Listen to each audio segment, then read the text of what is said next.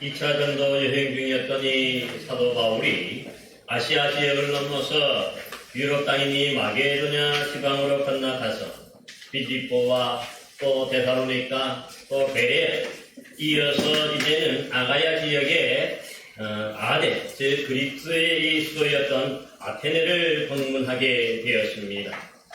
여러분, 이 아테네라 하는 도시는 원래 이 로마 제국의 수도와 더불어서 2대 도시에 속하는 그 중심 도시였고,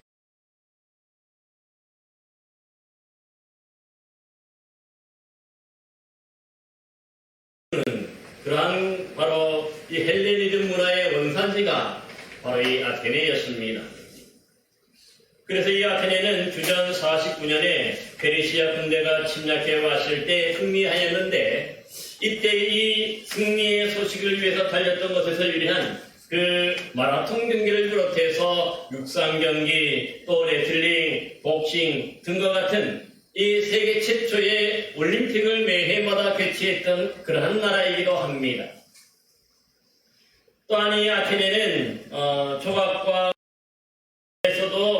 탁월하여서 그 아크로폴리스 언덕에 세워져 있는 웅장한 그 파르테논 신전과 또 104개 길고 그 곱고 웅대한 그런 대리석 기둥으로 세워져 있는 제우스 신전 등이 곳곳에 있었으며, 또한 우리가 잘 아는 오늘날의 연극의 발상지라고 할 수 있는 이 디오니소스 극장도 그 당시에 약 한 17,000명 정도 수용할 수 있는 엄청난 규모의 그 연극장도 갖추고 있는 도시가 바로 이 아테네였습니다. 뿐만 아닙니다. 이 아테네는 도시 곳곳에서 그 유명한 조각가들이 금은상화 또 대리석으로 만들어 놓은 이 조각상들, 특별히 이 도시의 수호신인 아폴론상이라든가 그 그리스의 주신인 제우스상이나 또 아프로디테, 헤르메스, 포세이돈, 아르테미스 등 여러 가지 그런 신상들을 아름답게 만들어 놓고 그렇게 세워졌던 도시가 바로 이 아테네이기도 합니다. 그리고 그 유명한 예술가들이 그려놓은 그림들이, 그 화려하고 아름다운 그림들이 도시 곳곳에 있었고, 그러다 보니까 이 지나는 사람들의 그 눈길을 사로잡고 또 했던 것이 바로 이 아테네인 것을 보게 됩니다. 뿐만 아니죠. 이 아테네라는 도시는요, 우리가 잘 아는 소크라테스나 또 플라톤 또 아리스토텔레스 같은 그 유명한 철학자들이 다혈치가 남아있는 그런 도시고, 또 오늘 본문에서도 바울과 증론하였던 이 에피쿠로스 학파와 또 스토아 철학자들의 그 본고장이기도 한 곳이 바로 이 아테네였습니다. 그리고 우리가 잘 아는 극작가였던 이 소포클라테스나 아리스토파네스 같은 사람들, 그리고 그 유명한 역사가 헤로도투스 같은 이러한 그 이름만 들어도 쟁쟁한 사람들이 질비한 도시가 바로 이 아테네였습니다. 하지만 이런 겉으로도만 이렇게 화려하고 아름다운 이 아테네에 대해서 오늘 본문에 보면요, 이 사도 바울은 뭐라고 말합니까? 오늘 16절에 보니까 마음에 격분하였다는 것입니다. 여러분이 격분하다 하는 말은요, 발작하는 단어가 여기서 나왔을 정도로 아주 심히 분통해하는, 원통해하는 그러한 모습을 말합니다.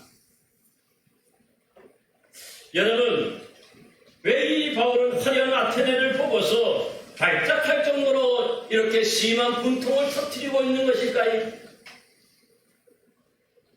오늘 본문 16절에 보니까 뭐라고 말합니까? 그 성에 우상이 가득한 것을 보았기 때문입니다. 그러니까 이 바울이 본 것은 이 화려하고 그 건축물, 조각품들, 위대한 사람들, 이러한 것들이 그의 눈에 보인 게 아니라 이 바울의 눈에는 뭐가 보였습니까? 이 모든 것들이 다 우상이고 우상의 신들만 보여진 거예요. 사실 이 아테네라는 도시 이름 자체도 우리가 잘 아는 것처럼 지혜와 전쟁의 신인 이 헬라의 여신 아데나에서 유래한 이름이고, 그러다 보니까 이 도시 자체가 하나의 이 우상에게 바쳐진 그러한 신전들과 조각상들, 예술품으로 가득 차 있는 그러한 도시였던 것입니다. 그러기에 오늘 바울은 아레오바고의 광장에 있어서 아덴의 사람들아 너희를 보니 범사에 종교심이 많도다 하면서 연설을 하려는데, 이것은 바로 바울이 온갖 우상으로 가득한 이 아테네를 둘러보고 난 다음에 내린 결론으로 그들의 신앙심이 어떻다는 거예요.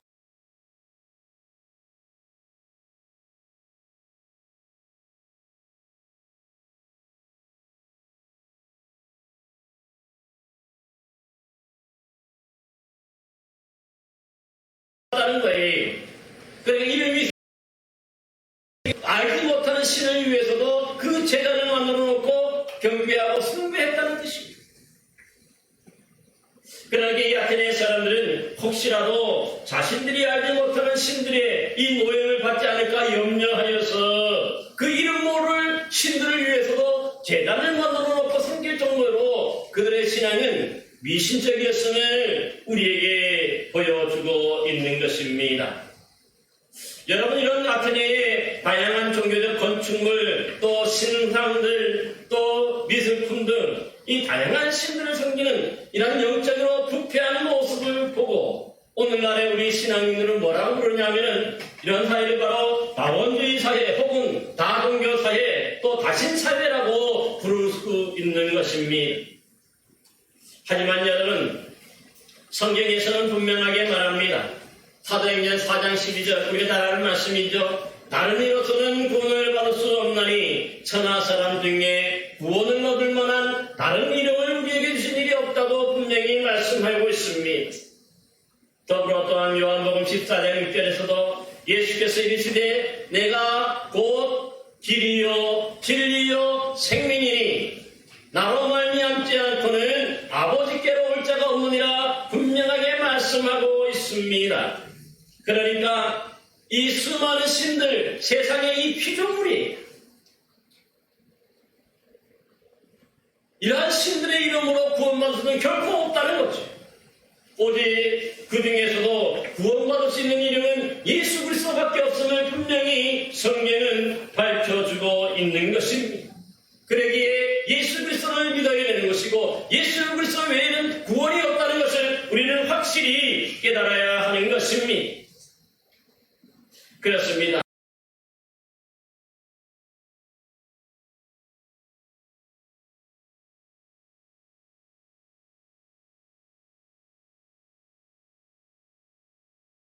내게 두지 말라, 내 앞에 우상을 만들지 말며 잘하지 말라 하는 이러한 말씀으로 그는 어려서부터 철저한 신앙교육으로 자라났던 사람이,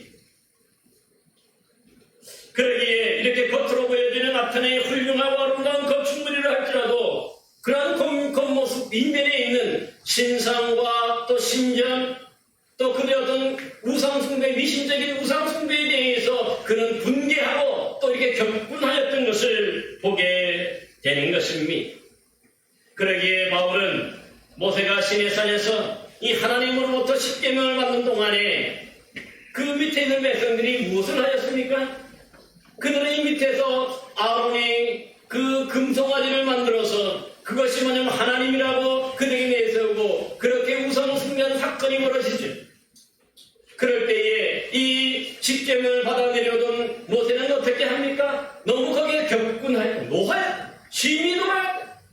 그래서 어떻게 합니까? 그 하나님께로 받은 이 소중한 돌판 자체가 깨어뜨려버려. 그 정도로 분당합니다. 뿐만 아닙니다. 우리 예수님께서 예루살렘에 올라가셨을 때에 이 거룩해야 될 하나님의 성전에 이 돈을 우상으로 섬기는 이 장사치들의 그런 강도의 승불이 되었을 때 예수님은 어떻게 분노하셨습니까? 이러한 모습을 보시고 예수님은 그 상을 엎으시고 그 상인들 다 거기서 쫓아내버리시죠. 그만큼 이렇게 모세와 같이 또 예수님처럼 이 바울도 이 우상으로 가득 차있는 이 아테네의 그 모습을 보고 분노할 수밖에 없었던 것입니다. 그래서 바로 그 모든 것들에 대해서 격분하였다. 표현하고 있는 것입니다. 사실 문제는 여러분, 이러한 어떤 다신 사회, 이 다신 종교, 다종교 사회가 비단 이곳 아테네만의 문제는 아니었습니다. 성경에 보면 이미 이스라엘 역사 속에서도 이런 다종교 사회, 다신 사회였음을 우리는 알 수가 있습니다. 그래서 그 이스라엘 백성들이 출애굽하여 광야에 있을 때에 이 바알보올 사건이라 하는 다른 신을 섬기다가 2만 명 이상이 죽은 그런 사건도 발생해요. 뿐만 아니라 이들이 가나안 땅에 들어갔을 때에도 그 땅에는 이미 바알신을 비롯해서 아스다로지나 아세라, 그모스, 밀곰, 몰래 정말 우리가 잘 모르는 그런 엄청난 신들도 이미 그들이 섬기고 있었던 것을 보게 되이. 여러분, 그런데 이런 다신사회의 문제가 뭘까요? 서로 영향력을 주고받아요. 그러다 보니까 이 기독교의 신앙, 이 유일신 신앙이 그들이 이 다신녀 이런 다신교의 신앙에 영향을 받아서 이 유일신 신앙이 흔들려버리는 거죠. 하나님 없어도 된다는 거죠. 어떻게 보면 다른 신의 믿어도 고려받는다는 그런 착각과 오해 속에서 그들이 이 신앙이 무너져가는 것을 봐요. 그렇기 때문에 붕괴하는 것입니다. 대표적인 예로 우리가 잘 아는 것처럼 아하방 시대에 그의 부인 이세벨이 이 바알 신앙을 가지고 와서 이 기독교를 압박하면서 받게 하고 오히려 이 바알 신앙을 장려했어요. 그러다 보니까 이 참다 못한 하나님이 어떻게 하십니까? 엘리야에게 바로 이 갈멜산으로 이 바알 선지자, 아세라 선지자 850명을 모으라는 거죠. 그리고 이 갈멜산에서 제단을 쌓아놓고 불로 임재한 신이 진짜 신이라고 하는 것을 서로가 대결을 합니다. 그래서 이 바알 신앙이나 아세라 신앙의 선지자들이 거기서 막 온몸을 긁고 막 피를 내면서도 그들의 신을 불렀지만은 어떻습니까? 불로 임하지 않았습니다. 그렇지만 이때에 이 마지막에 이 엘리야가 참 대단합니다. 그 제단 주변에 도랑을 파서 물을 뿌리죠. 그 다음에 그 나무 위에도 보면은 그냥 마른 장작이 아니라 거기다 물을 뿌려가지고 적셔요. 그러니까 말하자면 결코 불이 붙을 수 없는 그런 상황을 만든 거예요. 그런데 이 엘리야가 손을 들어서 불로 응답하옵소서 기도할 때에 어떻게 됩니까? 하나님께서 하늘로부터 그 불을 내리셔서 그 전에 있는 장작, 그 전에 있는 땅에 불이 붙는 것을 보게 됩니다. 그래서 정말 참신과 거짓신이 무엇인지를 그 백성들이 분명하게 깨닫고 분별함으로 그렇게 하는 것을 보게 됩니다. 그런데 이러한 이 다신 사회 속에서의 우상 숭배가 이스라엘 백성 이때만 있던 것은 아니죠. 심지어 이 에스겔 시대에 오면은 에스겔 8장에 보면은 그 시대에는 이 성전에 들어가 보니까 거기에 각종 벌레와 각종 그 짐승의 그 그림들이 벽에 그려놨고, 그리고는 거기서 다 그 그림들 보고 절하고 우상 숭배했다는 거예요. 그래가지고 불통해하는 것도 보게 됩니다. 저는 여러분 우리 교회가 다른 교회와 좀 다른 것이 하나 있습니다. 혹시 여러분 뭔지 아십니까? 사실 우리 교회는 뭔가 안에 이렇게 화려한 그림이라든가 이런 문구라든가 이런 것이 없어요. 처음부터. 왜 그럴까요? 사실 이런 것들이 아무것도 아니지만은 이것 자체가 우상 숭배를 비춰질 수 있기 때문에. 왜 무당집에 가면은 알록달록하고 무당집에 가면 온갖 그렇게 알록달록하는 그 하잖아요. 교회가 그런 거.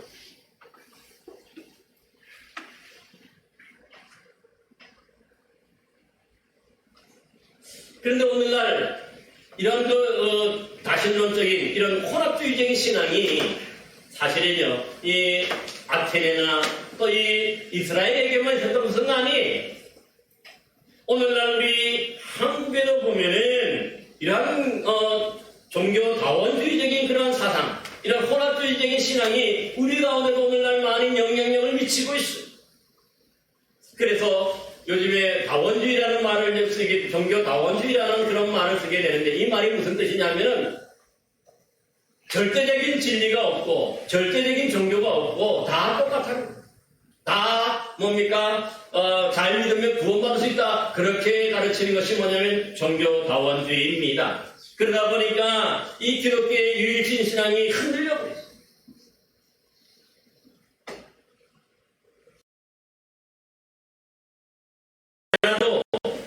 불교나 유교 또 이슬람교 등 뭐 다른 것을 잘 믿기만 하면 다들 구원받을 수 있다고 그렇게 가르쳐버린 거예요.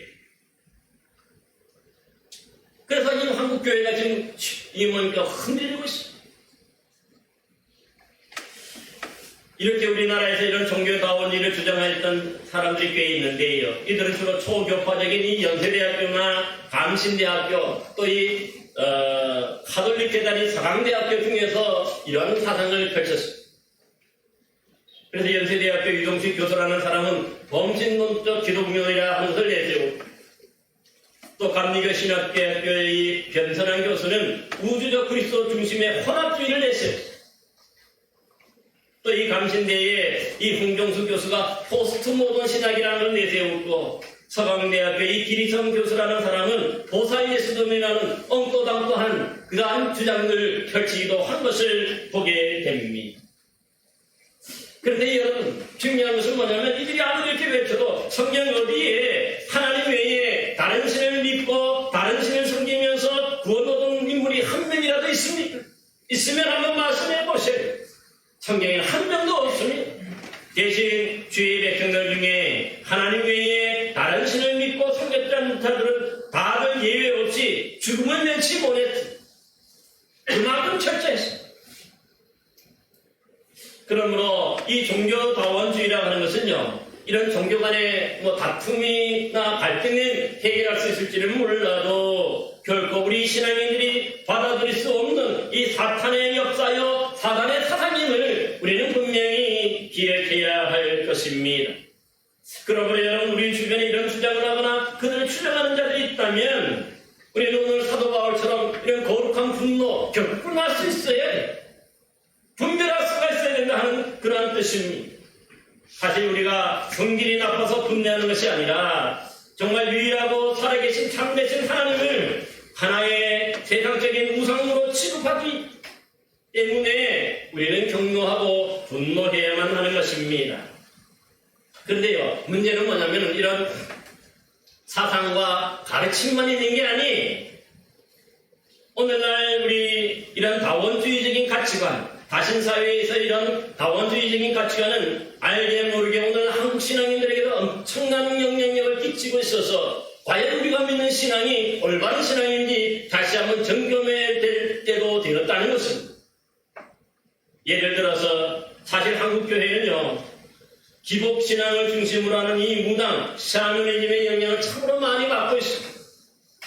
그래서 저희의 샤머니즘은 악령을 물리치고 소원을 성취를 위한 물질의 복만을 받기를 원하는 그러한 종교라는 것을 우리는 알 수가 있습니다. 그래서 우리가 이런 모습이 교회에 헌금을 드릴 때 보면 열심히 드러나는데 사실 우리가 하나님께 헌금을 드린다고 하는 것은요, 하나님의 것을 하나님께 드리는 것입니다. 그런데 요즘에 많은 분들이 헌금을 드릴 때 복을 많이 받기 위해서 드리는 것을 볼 수가 있습니다. 그래서 이 헌금을 많이 드리면 많이 드릴수록 복을 더 많이 받는다고 그렇게 착각하고 오해하는 것을 볼 수가 있습니다. 그러다 보니까 복을 받지 못하면 어떻게 됩니까? 생각하던 복을 받지 못하니까 다 교회를 떠나고 그렇게 해서 신앙마저도 저버리는 것을 보게 되는 것입니다. 뿐만 아닙니다. 이 샤머니즘의 가장 중요한 것도 요소 중에 한 가지가 뭐냐면 이 강신체험이라는 거예요. 뭔가 이 신적 체험, 황홀경을 체험하는 엑스타시라는 거예요. 그래서 여러분도 무당부탄 데 가면 대개 보면 이 장고, 북 이런 거 힘을 치면서 상당히 뭡니까 이 황홀경을 만들어요. 그것처럼 오늘날 우리 기독교에서도 보면은 사실은 보면은 뭔가 우리가 박수치고 노래하고 뭔가 내가 뭡니까 그렇게 해야만 뭔가 내가 은혜 받은 것 같다고 그렇게 느끼는 것도 어찌 보면 일종의 그런 샤머니즘의 영향이라고 생각할 수가 있습니다. 여러분 이런 샤머니즘의 영향은 정말 보면 저에게도 보면 이 책이 이만큼 있습니다.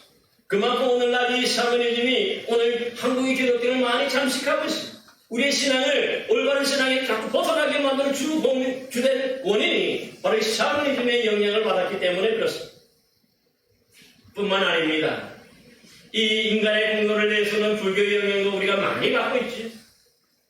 여러분, 이 불교의 핵심 원리가 뭐지? 바로 인과응보적인 구원관이, 그러니까 인간이 도를 많이 닦아야 구원에 이른다고 그렇게 가르치는 거죠. 그래서 여러분 잘 아는 것처럼 심청이가 그 아버지의 눈을 뜨게 하기 위해서 어떻게 합니까? 뭘 하지? 공양미 300석을 바치니까 그 어느 날 그래서 이 돌고 돌아서 윤회 사상에 의해서 먼저 그 아버지의 눈을 뜨게 된다는 거예요.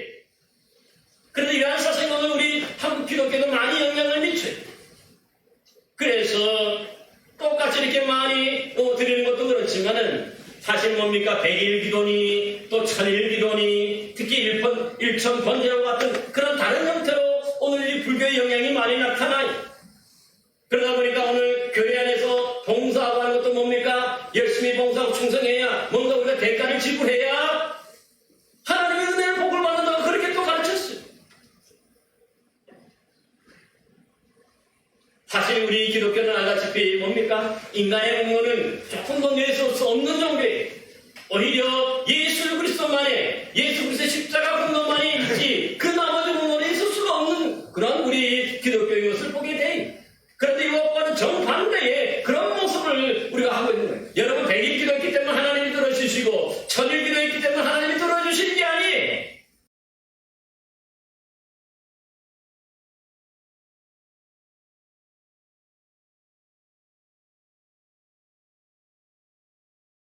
많이 하고 뭔가 우리가 마음을 이렇게 많이 해야만 하나님이 복 주시고 뭔가 하나님이 은혜 베풀어 주시는 게 아니라는 사실이 하나님의 자녀이기 때문에 구원받은 하나님의 자녀이기 때문에 이러한 복을 주시는 것이죠. 이런 뭔가 우리가 잘했기 때문에 뭔가 우리가 바쳤기 때문이 아니라는 것을 기억해야 하는 것입니다. 이 모든 것들이 다 뭐냐면 불교의 영향력 때문에 우리도 모르는 사이 이런 것들 우리 가운데 우리 신앙을 변질시키고 있어요. 뿐만 아닙니다. 이 장유유서의 질서를 중요하는 이 유교의 영향도 상당히 엄청나게 받고 있습니다. 그래서 주로 보면은 위계의 질서를 매우 중요시하여서 요즘에 교회 안에서도 보면은 사실 이 위계의 질서를 너무 강조하다 보니까 이 목회자가 때로는 뭡니까? 독단적으로 흐르고 그러다 보니까 어떻게 됩니까? 이 목사가 하나님이 되어버렸어요. 또 일곱 몇몇 사람들이 이 은혜 받고 뭔가 은사가 있고 또 신의 은사가 있는 사람들 뭐 이런 사람들이 보니까 나중에 보니까 다 하나님이 되어버리잖아요.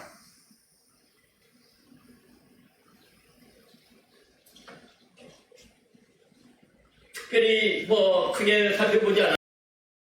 여성 성도들이 대부분인데 보면은 사실은 여성들의 어떤 그런 뭡니까 이 발언권보다는 몇몇 되지 않는 남성들의 발언권이 훨씬 세요. 왜 그렇습니까? 바로 그것이 바로 유교의 장유유서의 영향입니다. 여자와 아이들은 그저 잠잠해야 된다는 거죠. 뿐만 아닙니다. 대행교회의 장로는 또 소형교회나 개척교회 장로도보다 한 단계 더 위의 장로라는 그런 의식이 은연중에 자리 잡고 있고요. 또 집사가 장로보다 낮은 지위로서 또 장로는 목사보다 낮은 지위로 이 서열화시키는 이 모든 것도 다 뭡니까? 바로 우리나라만 있는 그런 특이한 현상으로서 결국은 이 유교의 영향인 것을 보게 됩니다. 이처럼 뭔가 우리는 올바른 신앙, 참된 신앙을 가지고 있다고 생각하는데요. 우리도 모르는 사이에 이렇게 샤머니즘화되고 이렇게 불교화되고 이렇게 유교화된 그런 것들이 우리 모두가 이 몸에 배어있는 것을 보게 됩니다. 그러니까 어떤 뭔가 이 주의를 가르치고 뭔가 하는 그런 사람만 다원주의가 아니라 나도 모르게 우리 가운데 배어있는 이런 것들이 더 큰 문제 아닙니까? 우리는 이런 가르침에 대해서 우리가 뭔가 이게 배울 수 있지만 우리 몸에 배어있는 이런 종교다원주의적인 이러한 생각과 이러한 우리의 문화와 이러한 관습들 이런 것들이 더 큰 문제인 것을 보게 됩니다. 그러다 보니까 바른 말씀을 가르쳐도 그것이 바른 말씀으로 그들이 받아들여지는 게 아니라 오히려 그걸 잘못됐다고 그렇게도 생각하는 것도 사실인 것을 보게 됩니다. 참으로 안타깝습니다. 여러분, 그럴 때 여러분이 어떻게 해야 됩니까? 사실 이렇게 우리도 모르게 나도 모르게 이런 자신론적인 다원주의적인 그런 생각 문화가 내게 이미 자리 잡고 있습니다. 오늘 본문을 보시기 바랍니다. 이러한 격분한 바울이 어떻게 합니까? 오늘 본문에 보니까 이에 대해서 아테네 유대인의 회당이나 또 장터 그리고 에피크로스와 스토아 철학자들에게 예수와 부활을 전하였다. 18절 말씀에 그렇게 말씀하고 있어요. 그러니까 다양한 우상을 섬기는 이런 다문화적인 다신론 사회 속에서 있는 그들에게 예수 그리스도만이 참 하나님이시고 참 진리고 길이라고 그들에게 전파하는 것을 보게 됩니다. 사실 그러나 이 아테네 사람들에게는 예수는 생전 처음 들어보는 그런 언어였고 또 부활이라는 말도 일상생활 속에서 거의 사용하지 않았던 아주 생소한 말이었던 것을 보게 됩니다. 그러기에 결국은 뭡니까? 여기에 대해서 이 철학자들이 이 아레오바고로 바울을 데리고 가서 그에게 듣고자 할 것을 보게 되는 것이죠. 따라서 바울은 이 아레오바고의 광경에 서서 너희 그런데 너희가 알지 못하고 일하는 그것을 내가 너희에게 알리리라 하면서 하나님에 대해서 세상 만물을 지신 천지의 주제 즉 주님으로 그렇게 설교하고 있습니다.